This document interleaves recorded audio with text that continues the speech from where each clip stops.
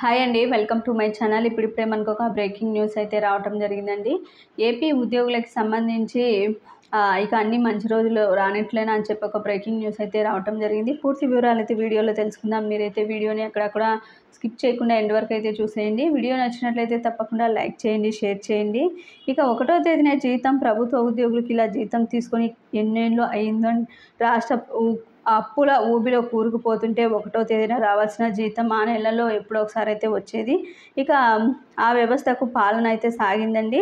ప్రభుత్వ ఉద్యోగులు అంటేనే కొత్త లోన్లు మంజూరు కాలేదు, ఈ నెల ఈఎంఐలు కట్టేందుకు ఉద్యోగులు ఇబ్బందులు పడతారు. ఇక కానీ ఏపీలో కూటమి ప్రభుత్వం వచ్చాక రాబోతున్న 1వ తారీఖున జీతం ఇవ్వాలన్న పట్టుదలతో అయితే ఉందండి సర్కారు. ఇక 1వ తేదీన జీతం ఇచ్చేందుకు అధికారులు ఇప్పటి నుండే ప్రయత్నాలు అయితే మొదలుపెట్టారు.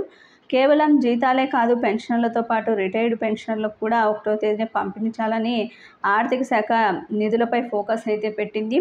సీఎం చంద్రబాబు ఆదేశాలతో అధికారులు ఏర్పాట్లు కూడా చేస్తున్నారు. ఏప్రిల్, మే, జూన్కు సంబంధించిన పెంచిన ₹1000 పెన్షన్తో పాటు ఇవ్వాలంటే కనీసం 4,400 కోట్లు అవసరమవుతాయి. ఇక వీటికి తోడు జీతాలు కూడా జత చేస్తే 10,000 కోట్ల వరకు అవసరం పడతాయి. గతంలో తీసుకున్న అప్పులకు వడ్డీలుగా వీటికి తోడు కానున్నాయి. ఇక దీనికి సంబంధించి అయితే ఎంత ఇబ్బంది ఉన్నా సరే జీతాలు కానీ పెన్షన్లు కానీ ఆగకుండా 1వ తేదీనే ఇవ్వాల్సిందే అని చెప్పి తెలుస్తోంది. ముఖ్యంగా ఉద్యోగాల పెన్షనర్ల తర్వాత జీతాలు చెల్లించేలా ఆర్థిక శాఖ రెడీ అవుతుందండి. వారికి 1వ తేదీనే జీతాలు చెల్లించడానికి. ఏది ఏమైనా ఇన్ని రోజుల తర్వాత ఏపీ ఉద్యోగులు మొట్టమొదటిసారి 1వ తేదీనే జీతాలు, ఫ్యామిలీ పెన్షన్లకు పెన్షన్లు అందనున్నట్టు సమాచారం.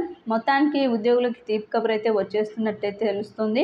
అదే విధంగా హామీలు కూడా అమలు కాబోతున్నాయండి. ఏదైతే ప్రభుత్వం చెప్పిందో ఆ అమలుకు దిశగానే అడుగులైతే వేస్తుంది టీడీపీ ప్రభుత్వం.